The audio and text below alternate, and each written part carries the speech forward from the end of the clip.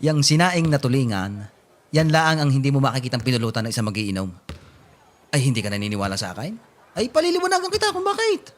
Alam mo, kaya gayaw na igarnay. Sasabihin ko sa iyo now, ay bago pa yung malutaw. Lilinisan mo, tatanggalan mo ng hasang, iyong aasnan, babalutan mo ng saging, isasalansan, tutubigan, isasalang sa abuhan, ay may kalamyas pa iyan.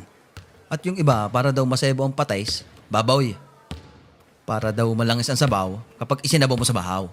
Katalo na iyon. Hindi ang pinupulutan.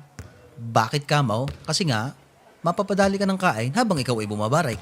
Ay saan ka nakatala na nagbabari ka na may bahaw na kaharap? Ay 3-4 na oras bago maluto iyan. Hindi tatantanan hanggat hindi gataw pati tinik. At masabi ko rin sa iyo, sadyang iyan ang ista na sa amin ay gahasang-gahasa. Ay isinaing na ipiniritos pa ay. Bago isusuka mo lang kapag ikinalasing at nalula. Aba, ay sa mga magiinom ay kasalanang mortal iyon. Kaya kung ayaw mong mabalita kinabukasan sa buong nayaw, ay huwag na huwag mong pupulutanay ng binantayan sa abuhan maghapaw na. Agwanta na lang sa kalamyas kung meron. Gayon iyon, ay